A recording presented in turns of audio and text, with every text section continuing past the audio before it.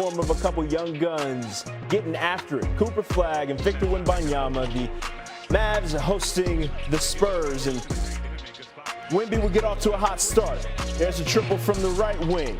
Then from the top of the key, locator pops up, you know it's cash as well. Then he's just going to work his way around the arc, folks. Had first 9 points for the Spurs. They led 9-6 at that point later in the first. This time, Cooper Flagg going to do his work in the painted area.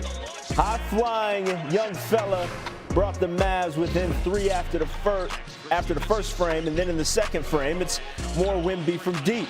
That's a step back. He was 5 of 6 from distance in the first half.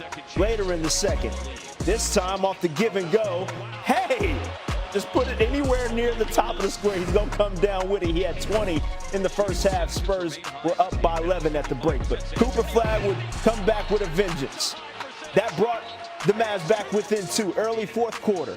Flagg coming across the timeline. Pulls up. That's proper. 32 points for Coop. Mavs down 3. Under 5 minutes to play. Najee Marshall. Flow game is good.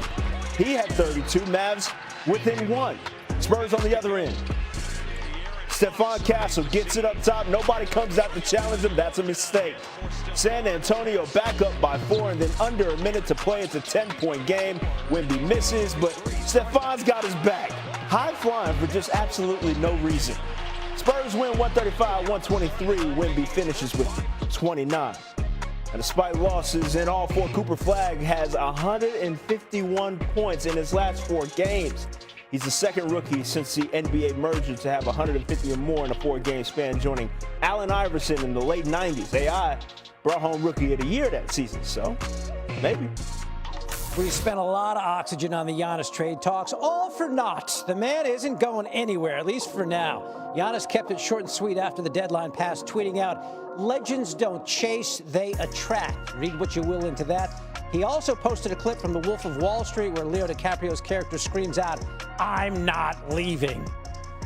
Our senior NBA insider, Shams Charania, one more time joining us right now. You've been supplying fresh intel throughout, so let's do a little debrief on the trade deadline. Why ultimately did the Bucks, were they unwilling or unable to move Giannis before the deadline? D. Lloyd, because at the end of the day, their general manager, John Horst, team ownership just could not get a deal and also could not come to an understanding internally that now was the time to move on from Giannis and Antetokounmpo. And all of this started when Giannis, in the last few months, has been telling the organization, informing them, communicating to them that he believes the time has come to part ways. So that all now comes to a head at the trade deadline, and the Bucks, for the first time, felt it was necessary enough to at least listen to offers, engage with teams, but nothing ever got close. They never got to a 10-yard line, 15-yard line with a team. I had one team tell me that essentially the Bucks asked for 5-6 first-round picks. Another team said they wanted to be blown away if they were going to trade Giannis. So now everything goes to the second half of the season and the offseason.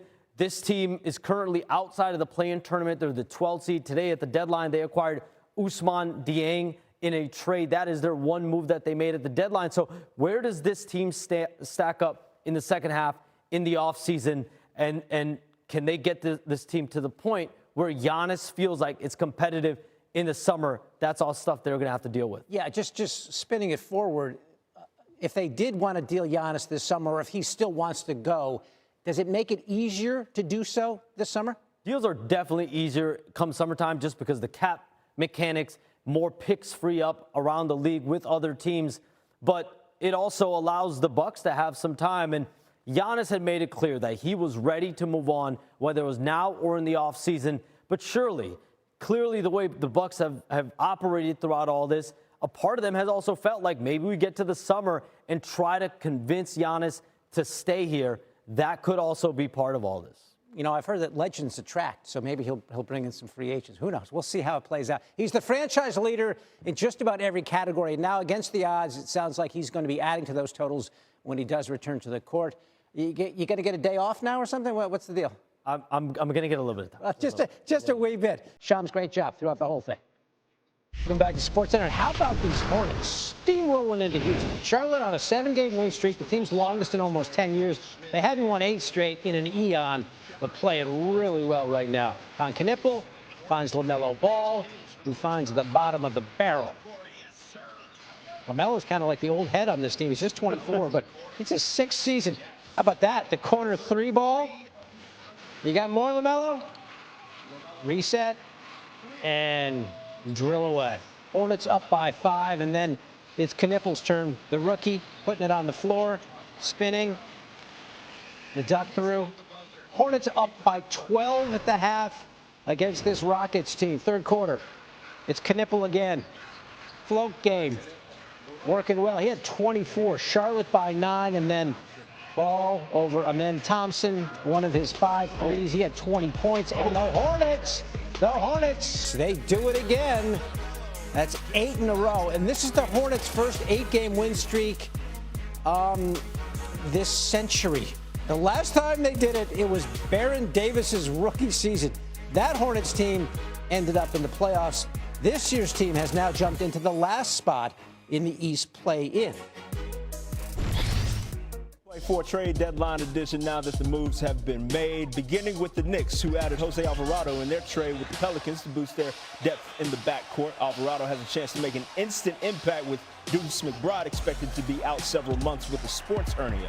The Lakers got some much-needed shooting, adding Luke Kennard in a trade that gave Vincent to the Hawks. Kennard has knocked down over 49% of his threes this season, best mark in the NBA. The reigning Eastern Conference champs got their center of the future as Ivica Zubac heads to Indiana. Pacers sent 2 first-rounders to the Clippers along with Benedict Mathurin.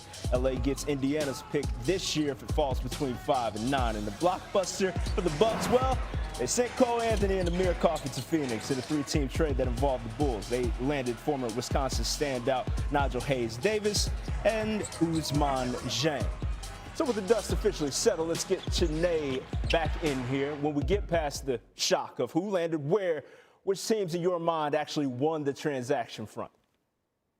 I can't believe I'm saying this, but the Washington Wizards have officially entered the chat. Now, when Trae Young joined, there was some noise, but now with Anthony Davis, it's legit. It's warranted.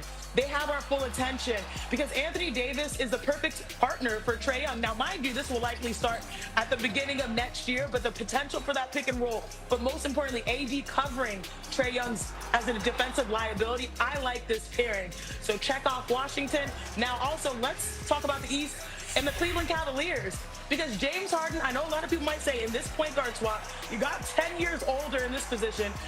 But honestly, sometimes a little seasoning is nice. James Harden is double teamed more than Darius Garland, and he is absolutely a great facilitator when it comes to bigs. In order for the Cleveland Cavaliers to be successful, they have to unlock Evan Mobley. They have to unlock Jarrett Allen, and he has been the best in the NBA. He leads the NBA in isolation, so he understands how to manipulate a defense. We've seen the Beard as what? The 6th man, the MVP. We've seen him as the system, but the latest, greatest version of James Harden is the facilitator, and he's betting on Cleveland in this opportunity of a wide open Eastern Conference. So I have my eye on those 2 teams. Yeah, and Cleveland overall got rid of 3 players with the worst net ratings this season among those that have logged 500 minutes for him in Garland, DeAndre Hunter, and Lonzo Ball. So they are clearly geared for right now making that run. But back to you. Who had the worst net rating when it comes to all the deals made in your mind? We should be celebrating here in the city that I'm in, Los Angeles. But honestly, in a couple days, we're going to have the All-Star game at Intuit. And I'm looking at them. I'm looking at the Clippers saying, what is you doing? What is going on? Because I'm not going to lie, this James Harden news caught us all by surprise. And he said something about they might be changing directions. And it's kind of wild because this has been one of the best NBA teams the last 3-4 weeks. And it seems like without Zubac and without Harden, they are moving towards maybe a competitive reset. On top of the controversy that they dealt with this year, I have a lot of questions and very few answers about the Los Angeles Clippers. Yeah, once you sent CP3 home in the middle of the season, you knew things, just vibes off over there. We are not going to talk about that. We're just going to keep the vibes high with Chanae. We appreciate you as always. Thank you. Appreciate that.